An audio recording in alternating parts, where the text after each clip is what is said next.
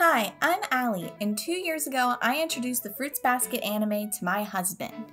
And I'm John, and as an anime only, I'm so stoked to see which of my theories are right. And which are questionable. So join us today as we talk about Season 3, Episode 7, That's Right, It's Empty. Alright, so where are we starting? Well, first of all, let's address the elephant in the room. I see no elephants, but I do think we have news. Extra, read all about it. Guess what, guys? We are covering this episode later than usual. Wow! That's news to everyone. No one noticed. No one noticed at all. We didn't get any comments. No. But we are sorry that it took so long. The reason it took so long is because we just so happened to have gotten married. Yes, and then went on a certain honeymoon. We love a vacation. Love a vacation. We love a sunburn. Ooh. But anyways, it's a glow. It's a sun glow. A sun hurt. But sun pain.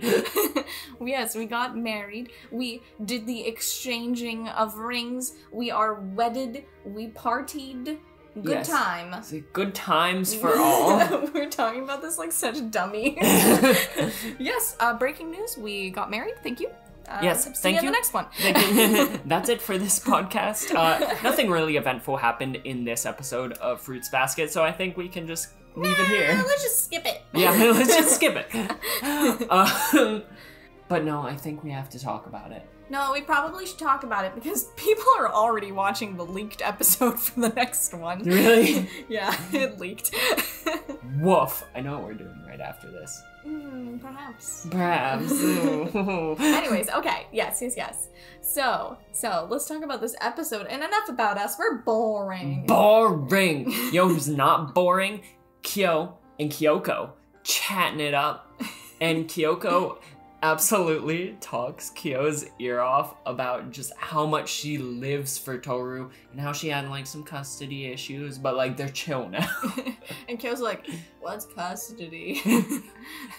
Who has custody of him? I wonder if his dad or Kazuma has custody over him. I don't know. The legal side of Fruits Basket. Quick, we need to go get a legal person now. Then we'll have an art person, a psychology person, and a legal person. Perfect. Then the trio.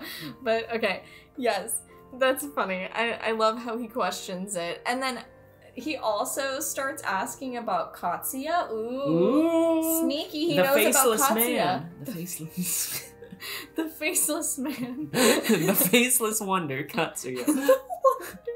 That sounds like one of those crappy like superhero like Wonder Boy or like whatever. The one. He's the faceless wonder. Oh my god. But he's like pushing it like, well, don't you want to go be with Katsuya? And it's like, yo, Katsuya's dead. Why did you ask Kyoko if she wants to go die and be with Katsuya? I mean, he's a child. I get it, but like... Okay, wait, let's just walk through this by bullet points, okay? Okay. Kyoko says that she loves Tohru. She lives for her daughter. Yes. Kyo asks, don't you want to go be with your dead husband? Does he know Katsuya is dead? Maybe he doesn't. Do you think she told him? I don't know. I don't know. I wouldn't tell her. My memory is bad. I just went on a vacation. I'm on vacation brain. What happened in the manga? I don't remember anymore. That's something heavy to unpack on a child. Hey, kid, my husband died, but my daughter's dope. I don't know, maybe they were talking about death. Maybe it was like, everybody I know dies, and then she was like, me too! I don't know. But it does get into something really interesting that I feel like is a through line for the whole show in Kyo's story. Okay. Which is, after he brings up Katsuya, she says, what are your answers? What are your reasons for living? Kyo's response, obviously eggs. Obviously fried eggs. Fried eggs. Period. But I think that this is interesting that he vividly remembers this interaction in particular, because this is something that comes up like during the career career day. True. Because he's trying to figure out, what am I living for? Am I living to be in a cage? Kazuma wants him to do what he wants to do. And it's probably been an internal struggle of his for a long time. And I don't think that this is the only time since she said it that he's thought about these words, like, what are your reasons for living? Maybe he shoved it down for a while, as he's prone to do. He has done it before. A fair amount. But yeah. Ooh. Good little observations. I like how you're pulling things from your memory banks. Ooh. Look at you go. You remember previous episodes? I'm proud of you. The more episodes pass, the harder it is. There's only been a couple. Oh, you know. But yes, so then he starts to get pretty sad in this little nightmare that he has, and he thinks about how he keeps hurting people. He's bearing a lot of the weight of both his mother and Kyoko's passing, and we start to see him imagine like the ghosts of his mom and Kyoko, and they're both like, pestering him, insulting him, bringing him down in his mind. His mom is saying, "Come on back to the house," where we see all the bonds, and they're like conglomerating into like one big scary mass. It's like a can of worms. Oh, it is. Ooh. That cage is a can of worms. Yeah, it is. But yeah, and it's just freaking him out. Which makes a lot of sense. Understandable. But he says something very specific about Kyoko. And he said, even your fond smile became hate in the end. Because she keeps, every time we see him kind of start flashing back to her, like, she always says, "I'll never forgive you," or "I won't forgive you," or something along those lines, right? Yeah. Everything we've heard about Kyoko, that just, like, doesn't sound on brand. Like, what could he have done to make her say that? Like, I guess there's the option that he accidentally killed her, or he killed her, but, like, I don't think that if Kyoru's actually a thing, that he did actively kill her mom. So, I don't think that happened. But see, what you're not putting into perspective is that Fruits Basket fans love the episodes and the couples that hurt us the most. Yeah, but this is like the couple. So imagine them just like dating. Like just like reaching the point where they're actively dating and him being like, "Hey, it's the date of your mom's death. Remember when I killed her?" Okay, well... I don't think Takia would do that. That just feels like a real left turn. So, I imagine that it was a freak car accident, and he just has a lot of guilt because he, like, saw it. Okay. You know?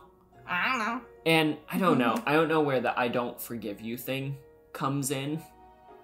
Maybe there's more context that he's repressing in that moment. Like maybe they were having like a conversation and like she got cut off or something. I don't know. Do you think it's the big misunderstanding? The big misunderstanding. Oh jeez. Okay, well, the trauma of misunderstanding. Like what, like maybe they were like mid conversation and that's when like the car hit her. And so like he just like took that phrase that was just like the beginning of a sentence. And, you know? I mean, I understand what you're saying, but I have no idea. Shut up. I've never experienced this part of the story. I've never heard of it before. Anyways, moving right along. Yes. Avoiding spoiler town here. I love when you ask for my affirmation for your theories. Like, I can tell you that they're right or wrong. Like, wow, you're right. Okay, well, let's just stop watching now. You won the show. You won. Good job. Or, you're wrong. You're dumb. Yeah. Which... We'll talk about Shirtgate later. Oh no. Okay, well, look forward to that, everyone. Alrighty, so, moving right along, Yes. I do want to bring up that this scene where Tohru is just in front of Kyo, dead. There's blood on his hands. Don't like that one. Makes me uncomfy, makes me sad. But, like, I understand how Kyo's brain got to that point, because, I mean, every single woman that he's had, like, an actual bond with and not, like, a pity bond with, cough, cough, Kagura, yeah, they all, like, die brutally in front of him, or if he, like, hears about it or whatever. And so he's gonna, like, start to think, hey, what if I ruin Tohru too? Because I keep hurting everyone, so. Ruin is a very light word. Kill. Yeah. But no, I think that makes a lot of sense. Like, she's the only one really left. Yeah. And so if he's gotten into his mind that, like, once is a tragedy, twice is a coincidence, 3 times, like, you don't want to risk a 3rd time. No. But I do want to let you know. Yes. Fun fact. Oh. So this whole, like, nightmare thing, and then in the next scene where Tohru, Momiji, and Yuki are making hamburgers, and Toru's, like, kind of concerned over Kyo and, like, all that. Yeah. All those scenes, they happen in the manga right after the Culture Festival. Oh. So, like, you get sort of Cinderella-ish, they watch a little DVD, see their play, whatever. And then Kyo goes, takes a nap, and we get this. Huh. So, bit of a different order, but big fan that I heard that Takia, when she was originally publishing all of the volumes, she had to work with her editorial team and all this stuff, and they obviously had to change some of the pacing. They had input that they wanted to do. And so apparently, if what I read was true and not a lie, that means that the anime team, they're actually giving her more creative freedom to do the pacing that she wanted to do. So I will forever, if that statement is true, will forever not, I don't know, say anything negative about the anime, because if this is the pacing that she wanted, then, like, so be it. Like, yeah. I'm a fan then. I love artists, I love their creative vision, and I want to see hers through. Yeah. So, big fan. Well, I love it. I mean, it's all you know. It's all I know. But it's still good. No, it's spectacular. I really love how Season 3 has just slammed on the gas and not let up once. Mm-hmm. It's like we are on a ride right now, and I am here for it. Yeah, every episode you open and end with pain. Yes. But, okay, so then the opening happens. Yes. And then after the opening, we actually get into the meat and potatoes of their conversation. Ooh. Yeah, so they're talking about the box-sama. Box-sama. And how it was supposed to be a little secret between Shigure and Ren. So we start to pick up, if you pay attention to this conversation, that Shigure was the one who brought up the box to Ren in the first place. Oh. And she was like, well, if it's so important, like, you're making it really hard for me to go get it, like, shouldn't you go get it? And he's like, I can't do that. That would be blasphemous. And, like, yeah. She's like, Yeah, because she is absurdly possessive over Akira to an extent where I feel like, okay, so this isn't a disorder that is accepted by the DSM-5, okay? Okay. But there's something that is known by a lot of people to be called obsessive love disorder. It's not a clinically proven mental disorder, but in a lot of ways, it mimics narcissism. Oh. And the reason I bring it up is because this in particular really seems to hit on who Ren is in her relationship with Akira. Because with obsessive love disorder, it's depending on, the individual depends heavily on the intensity of their attraction and is characterized by an overwhelming and obsessive desire to possess and protect another person. So I feel like that heavily leans into her relationship with Akira, where she wants to be the center of his world and she wants him to be the center of hers. So, like, she has the inability to tolerate time spent without that person, has obsessive fantasies surrounding them and spends an inordinate amount of time seeking out that individual. Ooh. Sounds familiar. Sounds familiar. Now, like I said, though, it's not in the DSM. I think that if we were going to take something from the actual DSM, I think she would mimic a lot more closely to like a narcissistic personality disorder. I'm not diagnosing. I don't have enough information to diagnose. I want to make that very clear. But these are just like the initial impressions I kind of had when kind of seeing all of this kind of play out with Ren, you know? Yeah. A narcissistic person. I'm not gonna go into the entire DSM definition and all of the criteria, but like, it's that pervasive pattern of grandiosity, that need for admiration, a lack of empathy for the individuals around her. And this tends to begin by early adulthood and has to be present in like a variety of contexts. But in general, a lot of times the individual will think of themselves as special for one reason or another. And I think we see this with someone else. I mean, that word. In the family. Oh, it sounds a lot like someone we know. It's almost like Ren and Akito may be cut from the same cloth. Interesting. Very interesting. Sense of entitlement, grandiose sense of self-importance. You know, I don't know. It's all very striking. Yeah, it sounds familiar.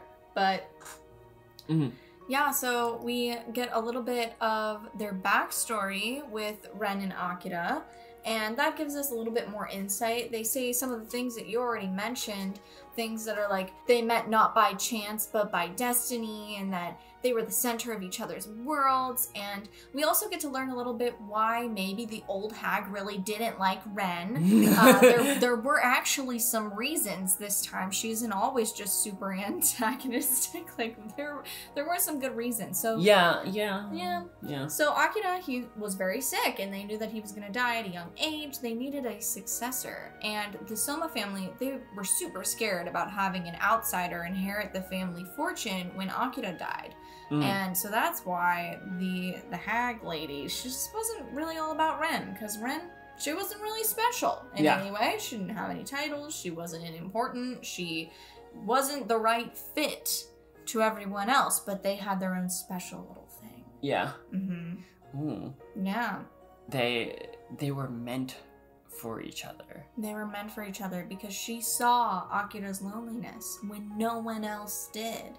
And does this little thing remind you of something? She cried for Akira. Yeah, that gets brought up a few times. Yeah. These Soma men, when someone cries for them, they're just like, I love you then. I guess we're together forever. Like, you shed tears for me. Like, you my boo now. Yeah. Yeah. That's a big compliment. It is a big compliment. But, so, I think that there's a certain little tree... What's it called? I can hear that it says symbolism time time with Allie. Okay. Oh, dang. Always feels good. But okay, so we see some maples through the window when we're looking at Akira, and that's pretty cool because we've seen the maples before. We saw them on the school trip. We've seen them in the ending of season 2, that really beautiful one that had all the different illustrations. And I said it once before, I'll say it again, maples, they can be called momiji. Fun. Love that. Love that. They mean calm, rest, at peace, serenity, elegance, the arrival of autumn, and abundance. Because if cherry blossom is the tree of spring, then these maple trees, they're the tree of autumn. So they have their own special meanings. But yeah, that's what the maple trees have going on. Which I think makes a lot of sense with just like who Akira is kind of illustrated to be in this, especially for Akito. Like, yeah, and another important thing about these maple trees, which I love where you're going with like the Akito and like Akira symbolism back there. But okay, another little thing. Akira likes to think about his mortality a lot. He planned a lot for what was going to happen after he died, and he thought a lot about it. And so it's just really interesting that they chose autumn to be the season and like actually show the season outside during this moment, because what happens in autumn? All of the trees shed their leaves. The leaves, they die, they fall to the ground. They rebirth, renew. You go through the whole process. And so it's like, just like how Tohru always has sunsets, it's like Akira is gonna be autumn. That makes sense. Oh, that's wild. Woo! Woo! But from here, we get the kids, which I like seeing all of them young, and I just want to pinch little Kureno's cheeks. I know, he's so cute! He makes my heart so happy. But they're talking about how Akito is being raised as a boy.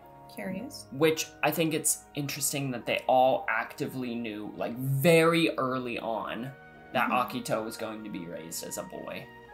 And then why Ren seems upset with the birth of Akito. Yeah, and Shigure says that it's because she's not Akito's #1 anymore. It's all jealousy, and you can really start to see that come into play. They even mentioned that she won't hold Akito. She's so upset. Which, if you think about it, that's very telling for a lot of reasons, because when a child... we talk about attachment styles a lot. On this channel. Attachment styles really, they transcend and they can provide context for like teenagers and adults and all that stuff. But really, at the essence of attachment styles, it stems from when you are a baby. That's when your attachment styles start to develop, and they can grow and change over time, 110%. But really, attachment styles are heavily rooted when you are a baby. And so, because the individual who gave birth to Akito is still around but refuses to touch her, refuses to have any contact with her, it sends a very distinct signal to the child, because a lot of times the child will cry for the mom. Okay, this is a caregiver that does not want anything to do with me. Like, that level of vitriol and hate, a baby will pick up on that. Meanwhile, Akito is getting intense amounts of affirmations and love from Akira. Always being told you're special, you're perfect, you're meant to be loved. So she's constantly getting a flood of hate and love while being a girl, being told she's a boy and she has to be a boy, while being God, but also being kind of bottom of the barrel in a lot of ways. Yeah. Like, there's absolutely no consistency in anything about her life. One parent adores her, one loathes her. She lives with both of them all the time. And so it goes back to that kind of disorganized attachment that we've talked about with Akito so often, and it just like really confirms in my mind that this is true. That very push and pull nature of Akito. She always wants to pull everyone very close and never let them go, while also like shoving them away and being absolutely cruel, because that's what she always got. You know? Oh, that makes so much sense. Like, absurd how, like, Akito is so well written, and so are Ren and Akira, because she's such the product of a household like that. Like, it makes so much sense why she is the way she is. Yeah. Pop a god complex on that, and we got ourselves a scary character. We love to see it. But no, I really enjoy that they've built her up as this antagonist. Like, bad things happen when she's around. And I like that they actually explain why. We're not just getting like a because I said so kind of thing. Yeah, like they're mean because they are. She's just evil and we needed an antagonist. Yeah. It's like, makes sense. She is an antagonist in a lot of ways, but she's also a victim. Yes. In just as many ways. Yeah. So it's not like saying, like, you stabbed Hatori's eye out. but like, you're fine now. Like, it's okay. Like, it's not okay. Like, we got the backstory, so now she's totally fine. I understand everything, and so she's okay. She's allowed to do whatever. No. Yeah. No, this is not removing her actions from her, but like, it explains the actions. Definitely. And going back to the kiddos talking, Shigure starts to say that he thinks that Ren and all of the Somas should be pitied. And we've been hearing that word a lot. So much. And like, I've seen people feel in the comments a lot of different ways about the word pity. Yeah. Say some people like pointing out that like some dictionaries call it like a sign of compassion. Yeah. And while there is compassion in pity, it's much more of like a sympathy versus empathy kind of situation. Like, pity feels like very sympathetic, like, oh, I feel bad for you. Yeah. And Like, it's all about the action, right? Yeah, like, it's all well and good if someone, like, if you feel bad for someone, but like, unless you take the action to do something about it in a genuine way, like, I very much stand by the fact that I think pity it's not great. It is not great. We're gonna talk about that a lot more in a little bit, because I think this episode in particular highlights the dangers of pitying someone and having your entire relationship with them built upon pity. Yeah. As opposed to genuine positive regard and a desire to have a relationship with that individual. Yeah. Yeah, and a lot of times, like, it's contextual, right? Yeah. Like pity, compassion, like sympathy, like it's all semantics when we boil it down. And in this show, they really hammer home that pity is a net negative thing. That really seems to be the message that they are pushing. Yeah. Especially in this episode, that pity is a net negative thing. And it's caused a lot of pain, and is something that, while oftentimes pity is laced with good intentions, and the best of intentions and actions through pity have the best of intentions, oftentimes they feel hollow and create just as much hurt, if not more, than they help. And at least in the context of this show, from how they are illustrating it. Yeah. Ooh, okay. But, okay, so then after that, we get a little bit more of Shigure and Ren. So, Shigure admits that he views Ren as what Akito could have looked like if Akito was allowed to live as a girl, hence why he was making the romance eyes at her. Because it was like, yeah, I slept with you, but only because you look like what Akito could have looked like. Which, it's just like, twisted. Oh my gosh, that's such a he knows that will infuriate her. Oh, and it did. It really did. Yeah.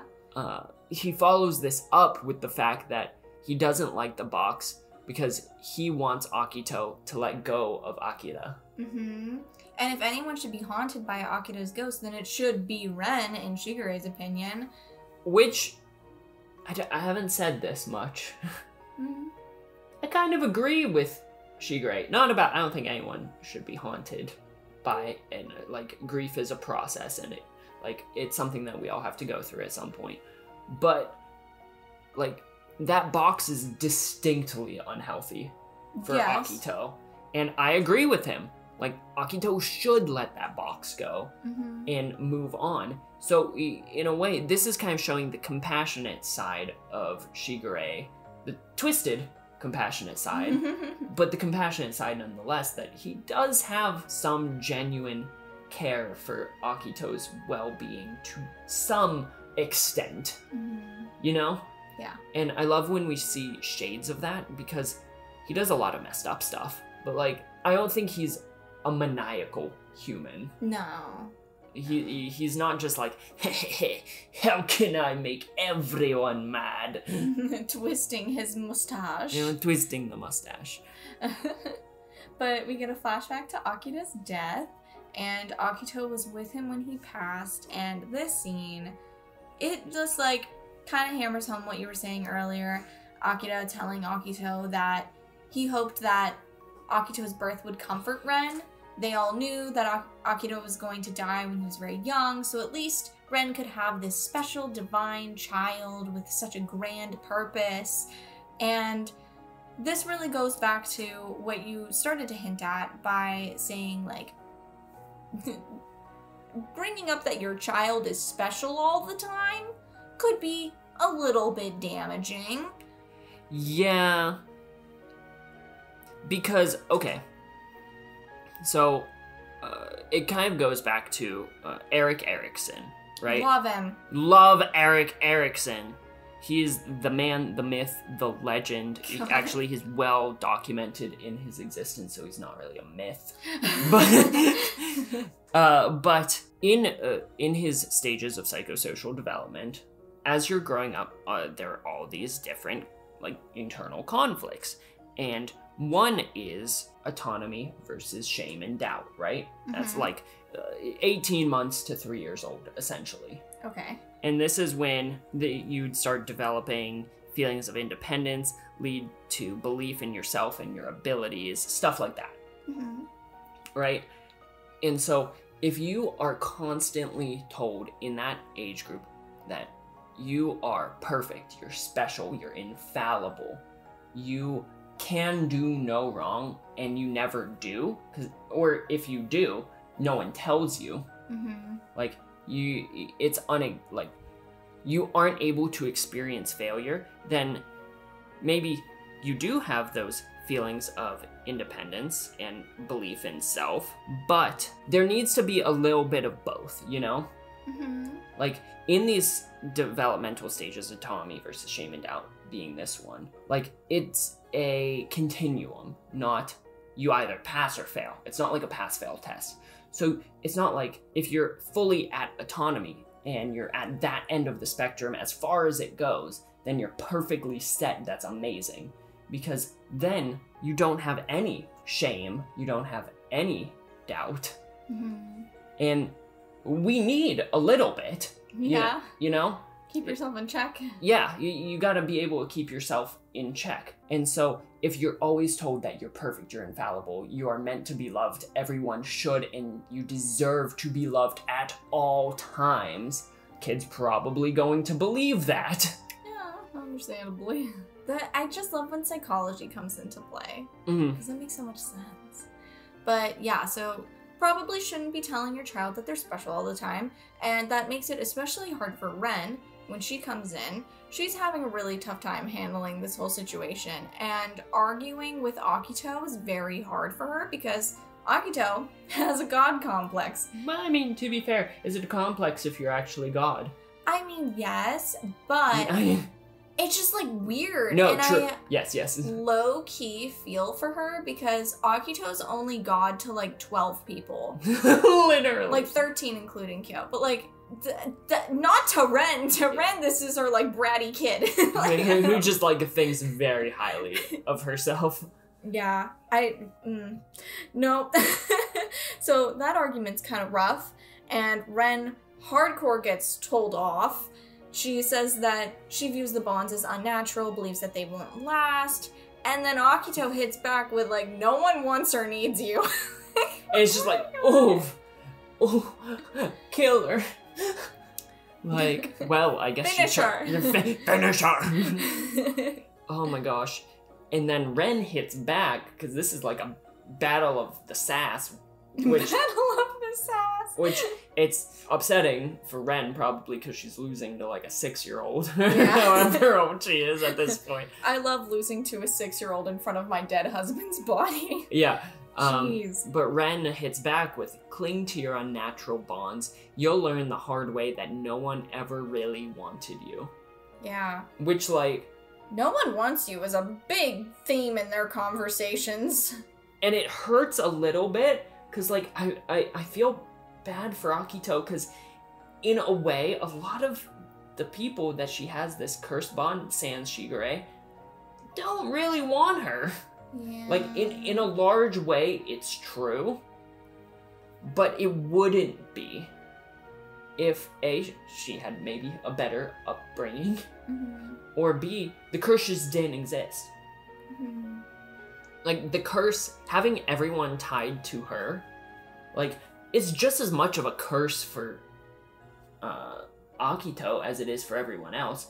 Like, you don't hear Akito calling it a blessing. Yeah, she mostly, like she says later, she just keeps repeating the same thing over and over again because of this whole back and forth she has with Ren, trying to prove that people do want her. Yeah. She's bonded to people, she's the chosen one, she's special. And she has to keep proving that to her by repeating over and over again, these bonds are special, I am special. But, like, she only ever says that it hurts her.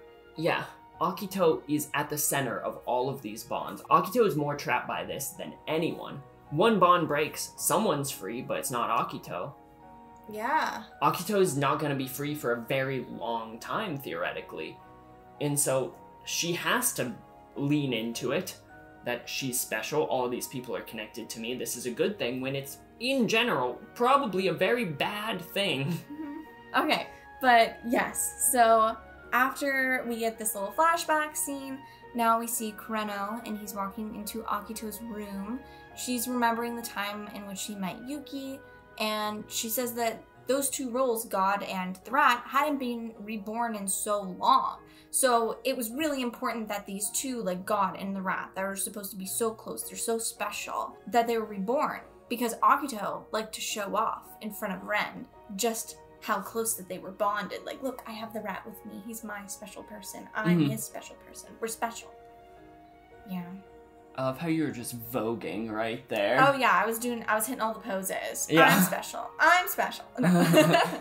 And then when Yuki left to live with Shigure, Ren went in on Akito. Yeah. But Akito lets out a zinger. Oh my gosh, you loved this. I died. There's been a lot of zesty zingers. I mean, when Akito and Ren are together, it's just like... But, don't let your one night stand with Shigure get to your head. It's just like, oh! Dang. Get her. Got her. Like, I love the sass between these two, because it is just, like, a lot of one-liners at each other. Yeah, and they, like, hit deep. It's always to cut. Yeah. Which, I mean, you'll see. Yeah. Sorry. Okay. I mean, you're not wrong. I mean, no, but... Okay, so they make a bet about whether the Zodiac members would actually want to stay bound with Akito.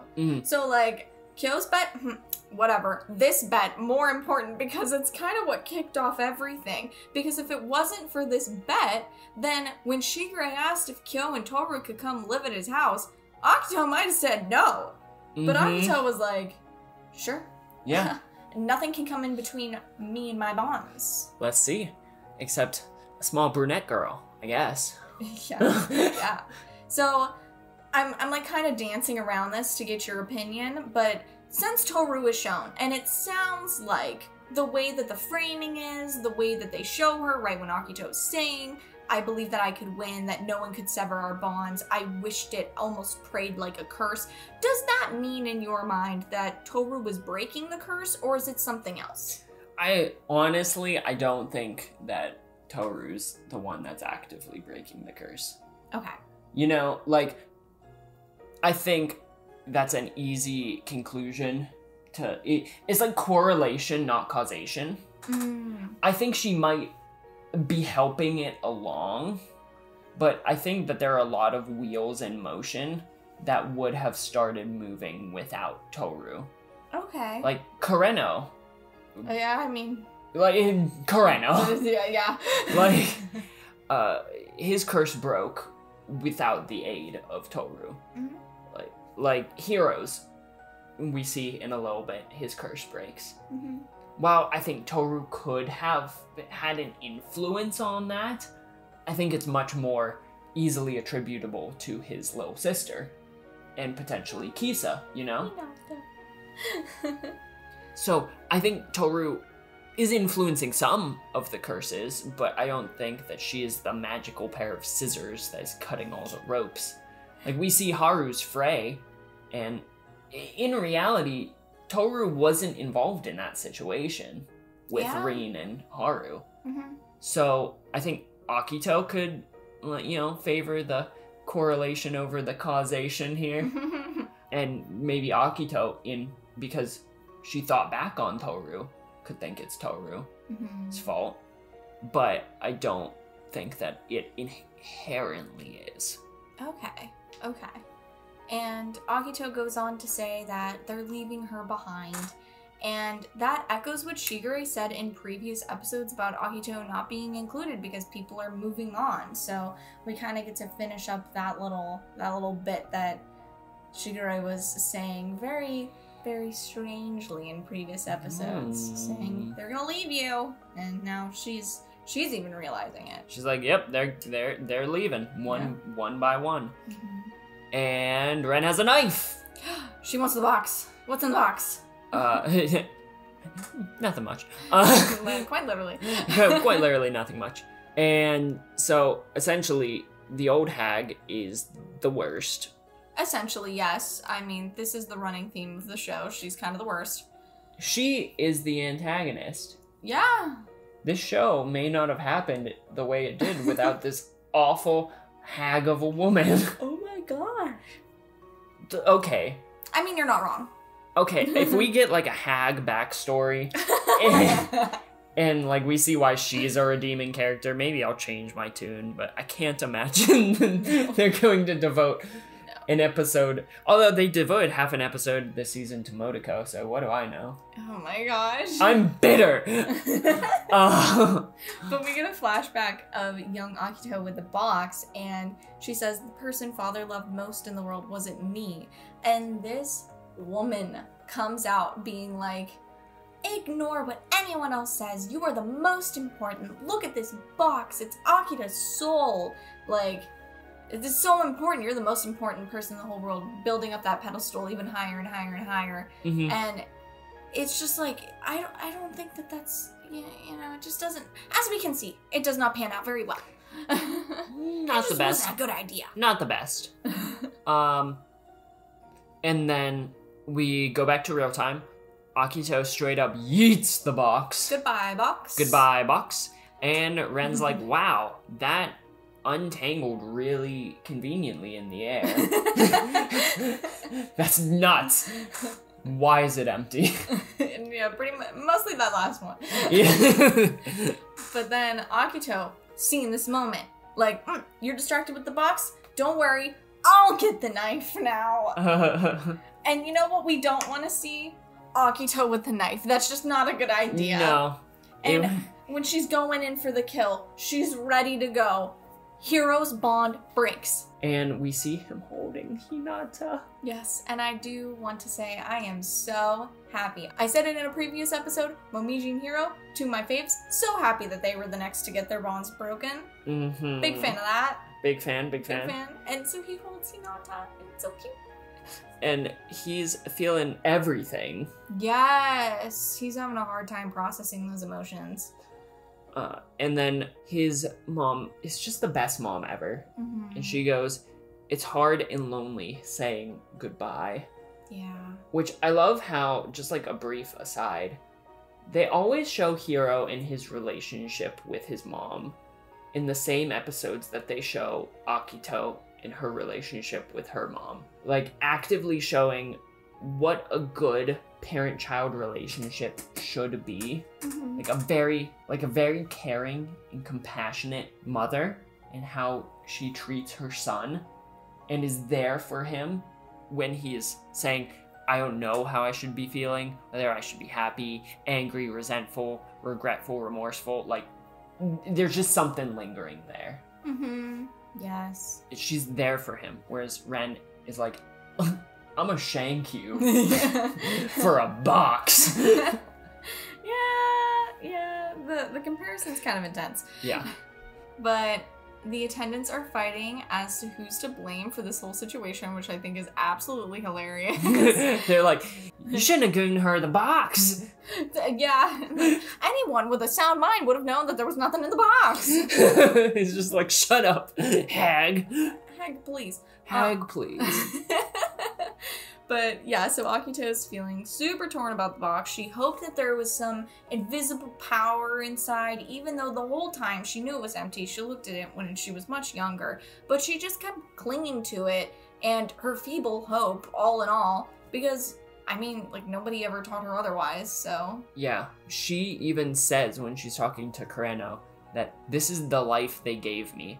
How do I know to ask if I don't know what to ask? Yeah. Which, it's so true. It's so true. Like, that is such a human experience. Yeah, like you, a lot of times, will be the subject of your environment to some capacity.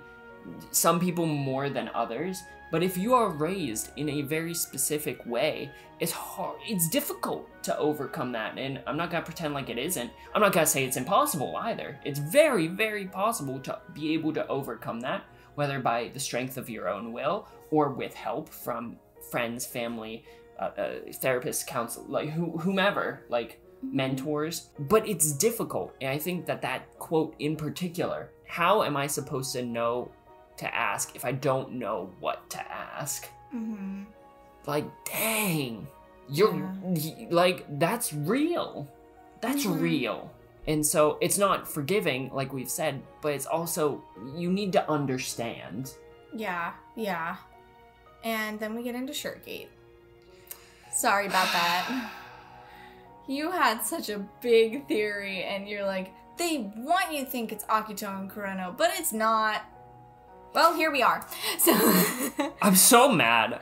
I loved it personally because I was so nervous when you watched that trailer, and I was like, oh, he's gonna get spoiled about Kureno, and he's gonna know. And like, you didn't even get spoiled because you just like made up a whole bunch of stuff. It was really enjoyable that you didn't even get spoiled over like one of the things that spoiled everybody who watched that. I was so mad when I saw this because they just, like, spoiled. Like, I was like, there's no way this isn't a catfish. Like, because that looks like Kureno, but, like, they just want us to think that. And Akito wears those robes, but there's no way. We saw, like, Ren in robes similar to that.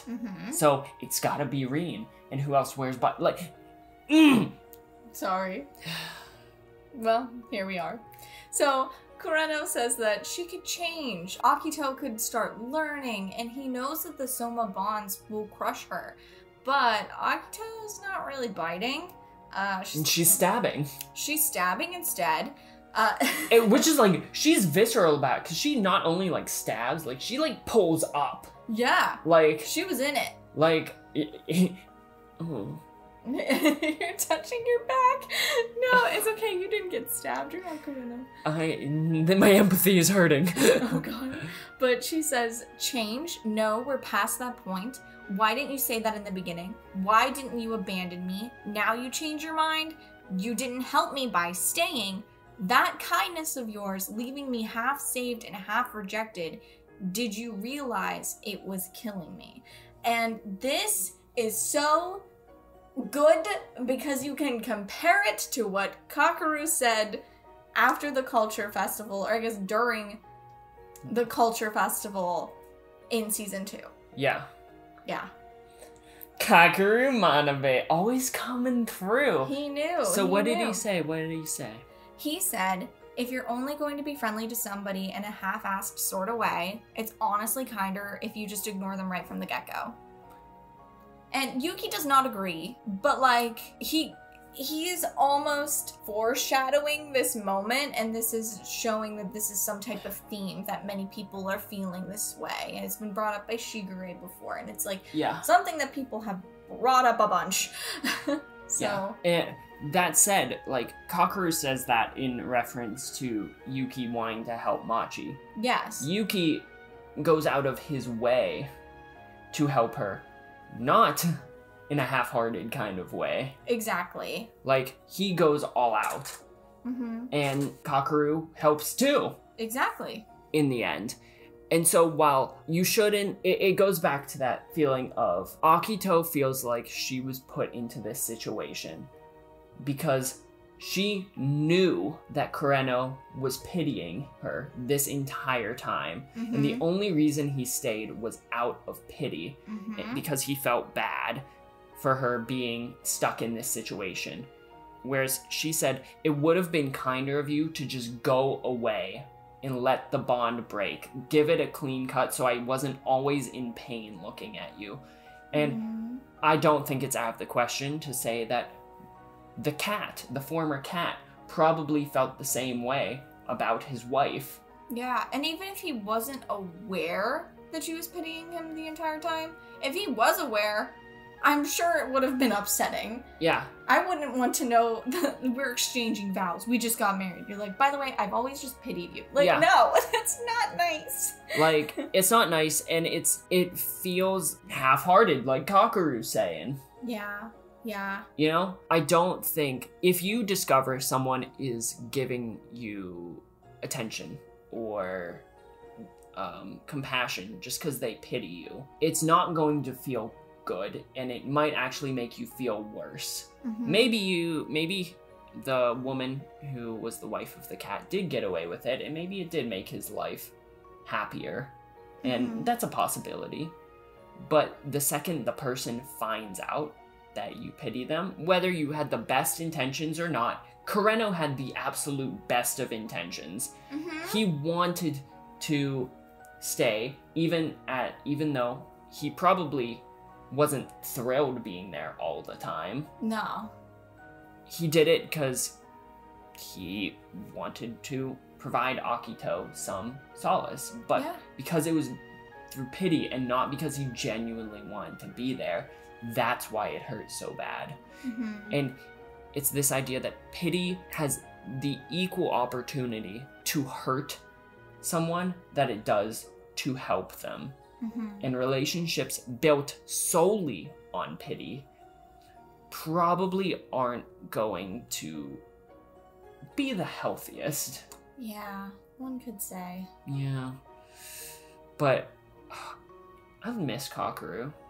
I know, it's been a while since you've seen him. Honestly, like, this show just needs a lot more Kakeru. Like, Look at the wisdom he shares. yes, he's so smart. I love Kakeru. We need to find out about his girlfriend. I hope we do. What do you mean I hope? I hope we do. Anyways, so Kureno goes down. Yeah, and this, I was so nervous that they would cut this, and they didn't. I'm so happy. I love when Utani is outside of her work, and she finds the dead bird, and they're just like, oh man, there's a dead bird right after Kureno falls. It's beautiful. I'm so happy. If he's actually dead... Do you think he's dead? I don't know. He could be. He could be. He could be dead. See, I don't have high hopes. Especially after seeing the dead bird. Well, especially after seeing the dead bird, but also because, like, Akito stabbed and pulled up. That could do a lot of damage. And if you get stabbed like that, you're supposed to keep the knife in, or whatever stabbed you. You're supposed to keep it in, because pulling it out does just as much damage as putting it in. Mm-hmm. And it helps clot the bleed. So, like, his internal organs, he could live, because I'm not exactly, I don't know anatomy, but I don't think anything crazy important is where she stabbed him. But Yeah. he could still bleed out. I don't know. He could be dead. I think if anyone dies in this show, it's going to be him. Oof. Then we cut to Kyo and Tohru, and she has something to tell him. Ooh, someone left the milk out. It was him. He's Yeah. been drinking from the bottle. Yeah. Bad cat. Bad cat. But then we hear Kyo's voice, and he says in the next episode preview, which has already been leaked, no spoilers, but he says, I'm disappointed in you. Wasn't it last episode that he said, you could never disappoint me? He might have said something like that. Do you think he's saying it to Tohru? I mean, that's certainly what they're alluding to, and I don't really believe in this show subverting my expectations with teasers anymore.